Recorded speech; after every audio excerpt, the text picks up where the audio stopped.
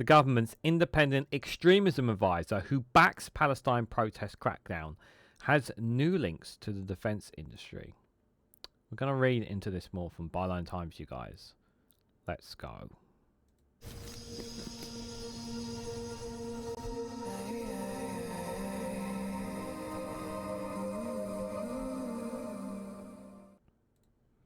Good morning, good afternoon, good evening, wherever you are in the world. This is Reganelite here with an article from Byline Times with the headline that the government's independent extremism advisor who backs Palestine protest crackdown has new links to the defence industry. The former MP, who was appointed as a government advisor by Boris Johnson, faces calls to quit over his potential conflict of interest. Guys, while you're here, make sure you hit the like button and share it across social media so others are notified of this video. So, before I go any further, I'm just going to share this with you guys. This is from the Good Law Project. I'm going to put a link for this in the description. If you are from the UK, if you have a postcode, please do sign this petition. This is removing the government's advisor on protest. Here. From the Good Law Project to the Home Secretary, Yvette Cooper, it is vital for our democracy that politicians and their advisors act with transparency, impartiality and accountability. Remove Lord Walney and investigate him for potential conflicts of interest in advising the government on protest. And as we're going to read, this man is not within the interest of protecting people's rights. In fact, you could basically call him anti-unionist, anti-protest of any, pretty much. This man, he is very much keen on cracking down on the stopping protest. Now, obviously, it says extremism advisor, so obviously, on terms of definition of extremism, of those who are of insane, of the mad kind. But we also know that we've had lots of protests because of what's been happening in Gaza. Peaceful, a lot of them have been as well. But obviously, under the Conservatives, they found that problematic. We know that some of the language that was used by the former Home Secretary, Suella Braverman, was not keen on these protests, and they were trying everything and anything for a reason to stop those protests. But they were peaceful, they were law-abiding, they were all done within the law. Although you don't hear much about these protests, I mean, they probably are still going. There is still problematic what is happening, but people's rights to be able to speak and have that freedom of speak when it comes to protesting, it's still at risk. And since Labour have come in, there hasn't been too much undoing of some of the damage that the Conservatives have done when it comes to people's rights to protest. They have made it very difficult over the last 14 years. So the question you have to ask yourself is, why has Labour not rolled back on a lot of this yet? Are they planning to, or do we just not know? So let's read more into this, guys. So, an investigation by Byline Times and legal campaigners Good Law Project have revealed a further close ties between a government advisor who has called for tougher anti-protest clampdowns and major defence industry players who could stand to benefit from it. Lord Walney, who is the government's independent advisor, quotes, on political violence and disruption, was appointed by Boris Johnson in 2020 after the former Labour MP backed the Conservative leader against Jeremy Corbyn in the 2019 election. He has remained in his post under Prime Minister Keir Starmer. Okay. So the crossbench peer, who has backed calls for restrictions on protests by pro-Palestinian groups and climate campaigners, has external links to the defence industry, including as a paid lobbyist. Waltleys, whose real name is John Woodcock, is engagement director of the Purpose Coalition, part of the lobbying firm Crowne Associates. He is also vice chair of the All-Party Parliamentary Group, APPG, for the AUKUS, the security partnership between Australia, the UK, and the United States. The AUKUS Parliamentary Group, formed after the signing of the agreement of the same name in March 2023, has received substantial funding from prominent defence firms. Arms manufacturer BAE Systems and military engineering firm Babcock International have contributed £15,000 each to the group's operations over the past year, while defence industry groups ADS provided secretive services of around £1,500 in the year to July 2024. Groups such as Palestine Action have often targeted BAE Systems, which have produced F-35 military jets used by the Israeli state. Palestine Action was named by Lord Walney over 100 times in his May report, calling for harsher anti-protest laws as a supposed Ankatist anti-Israeli activist group that the government should consider banning. The All-Party Parliamentary Group have been criticised for offering an avenue for little scrutiny lobbying of parliamentarians. And in 2022, there are around 750 such groups. However, following a tightening of the rules, there are now just over 270. The connections have garnered fresh attention due to Lord Walney's report from May this year. Protecting Our Democracy from Cohesion, it was published under Boris Johnson's government, and it was publicly endorsed by the ADS group. The Conversational Peers Extremist report backs a series of restrictions on protests, hot off the heels of two major anti-protest laws. The recommendations include the power to ban or limit the frequency of protests on the grounds of cost. Excuse me? People should have a right to, on what grounds does that matter? I'm sorry. Since when did money come into since when was money a factor when it comes to people being able to speak about something, protest about something that's vital to people? The powers to ban protest groups from organising or raising money if they were judged to be cause serious disruption. Again, excuse me. How else do they form? Like, and quotes there of serious disruption. What does that mean? Like making noise outside Parliament, or are we talking about actually violence or volatile? Like, I don't know, like just stop oil throwing paint. Like, what are we talking here? A broadening of the definition of serious disruption to allow police to outlaw a wider range of protests. No. That gives the police already have enough powers as it is. Why should they be given more powers here? Again, like, people's rights to protest matter. New powers to allow businesses to sue protest groups for disruption. Again, like, this is outrageous. This one here. So imagine this, right? Imagine if this one, right? Imagine Thames Water, yeah. Imagine, all the sewage problems that we've been having, right? Imagine it happened, imagine like a massive fault happened somewhere in London or whatever. People went down to stage a protest outside Thames Water's headquarters, right? And then they sued that group for disruption on the grounds that that company, who is responsible for the damage that they have caused, for not doing their jobs properly, because we know water companies don't be doing their jobs properly, can sue the very people that they've screwed over. It's outrageous. That's outrageous.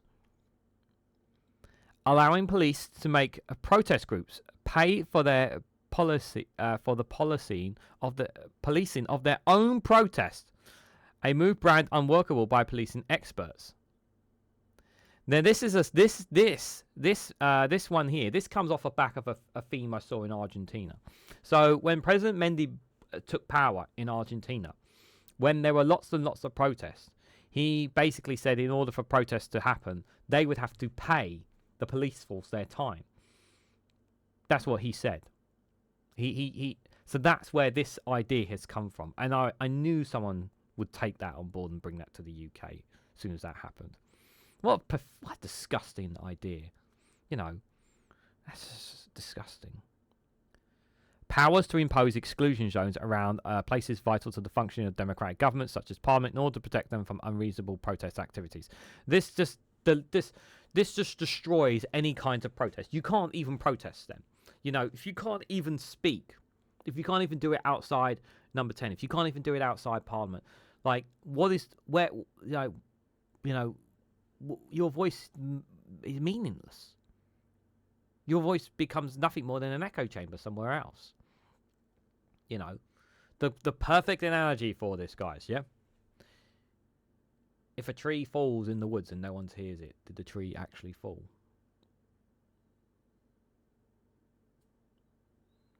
You don't know, do you? Because nobody heard it. And this is the thing. If somebody protests in a quiet area away from everyone, right? Did anyone hear that protest? Did anyone hear about it? Did anyone talk about it? No, because nobody heard about it.